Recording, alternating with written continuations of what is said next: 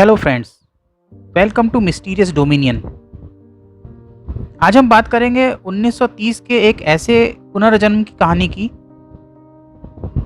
जो महात्मा गांधी से भी जुड़ा हुआ है। महात्मा गांधी को एक महिला ने विश्वास दिलाया था कि उसका पुनर्जन्म हुआ है, और ये एक ऐसा फेमस केस है जिसको विज्ञान आज तक एक्सप्लेन नहीं कर पाया है। तो चलिए स्टार्ट करते हैं।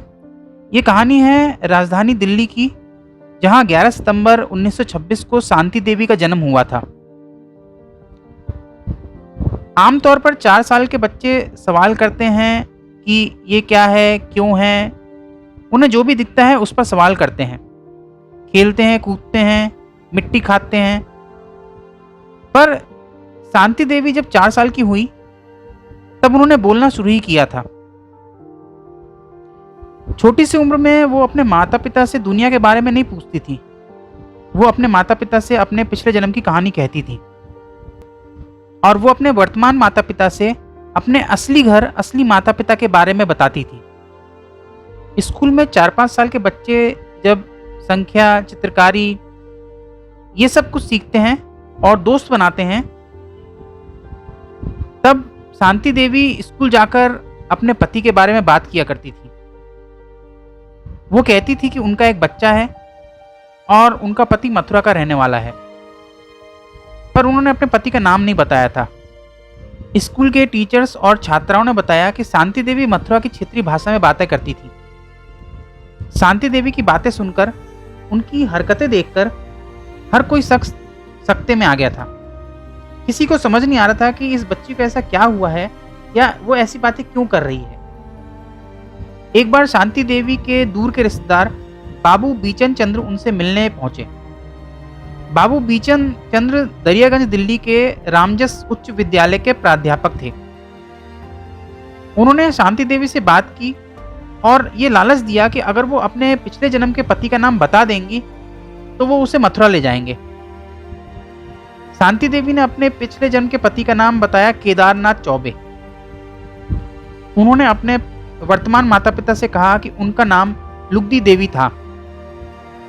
उन्होंने अक्टूबर 1925 में बेटे को जन्म दिया था और इसके 10 दिन बाद ही उनकी मौत हो गई थी। शांति देवी ने प्रसव पीड़ा, ऑपरेशन आदि से जुड़ी जानकारियां भी दी।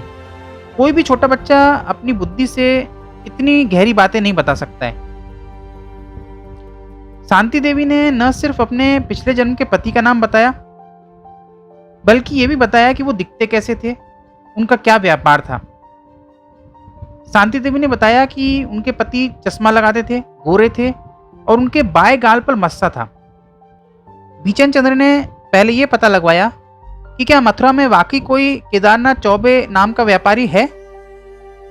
ये पता होने पर कि केदारनाथ चौबे नाम का एक व्यापारी मथुरा में कपड़े का व्यवसाय करता है, बीचन चंद्र ने केदारनाथ चौबे को एक चिट्ठी लिखी और पूरी घटना बताई।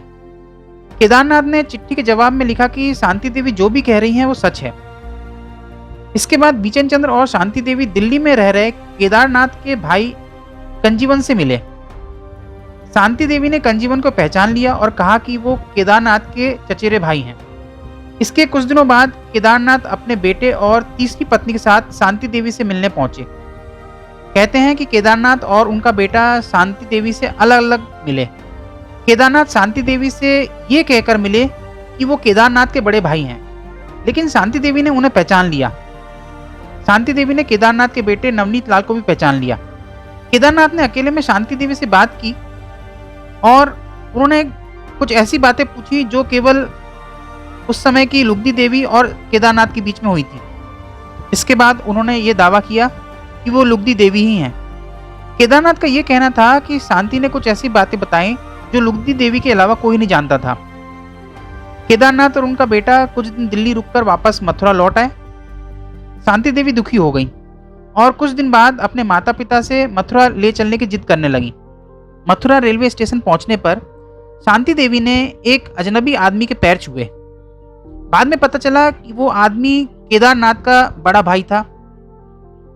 लोगों को ये जानकर बहुत आश्चर्य हुआ कि आखिर शांति देवी ने उन्हें कैसे पहचान लिया। शांति देवी टांगे पर बैठकर अपने पुराने घर की ओर निकल पड़ी और टांगे वाले को अपने घर का पूरा पता शांति देवी ने ही बताया। उन्होंने ये भी बताया कि वर्तमान समय और पुराने समय में इस रास्ते में क्या क्या चेंजेस हुए हैं, जो कि बिल्कुल सही पाए गए। अपने पुराने घर पहुंचने पर शांति देवी ने अपने ससुर को पहचान लिया, उनके पैर छुए। ससुर ने उनसे कुछ सवाल किए, जैसे कि जाजरू कहाँ है। ये कुछ ऐसे शब्द थे जो केवल चौबे परिवार ही जानता था। जाजरू का मतलब होता है वॉशरूम। शांति देवी ने वॉशरूम की तरफ इशारा किया और बताया कि जाजरू वहां है।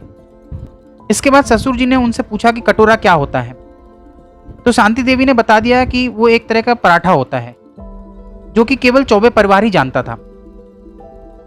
इससे लोगों को कुछ यकीन हो गया कि शांति देवी ही असल में लुगदी बाई हैं। शांति देवी ने यह भी बताया कि उन्होंने एक रुपए पैसे से भरा डिब्बा अपने घर की दूसरी मंजिल पर रखा हुआ है।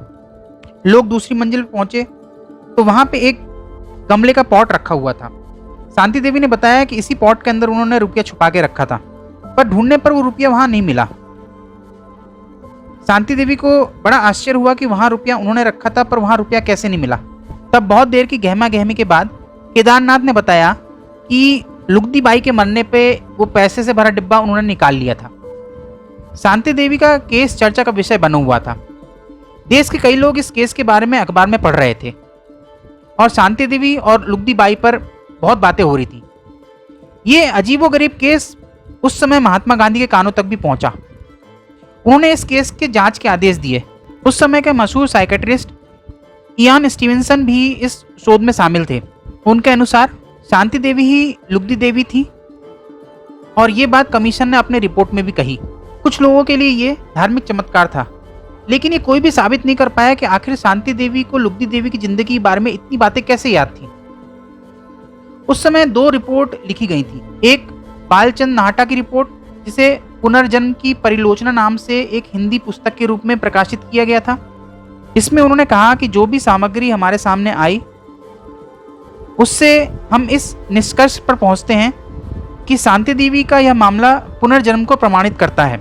इस तर्क को बाद में इंद्रसेन ने विवादित कर दिया था और 1936 में आयोजित इंटरव्यू के आधार पर एक और रिपोर्ट 1952 में प्रकाशित हुई। शांति देवी ने जिंदगी भर शादी नहीं की। उन्होंने 1950 के दशक के अंत में अपनी कहानी फिर से बताई और 1987 में अपने इंटरव्यू के 4 दिन बाद उनका निधन हो गया। आपको आज का ये वीडियो कैसा लगा कमेंट करके हमें बताएं और ऐसे वीडियो को देखने के लिए देखते रहिए आपका अपना चैनल मिस्टीरियस डोमिनियन।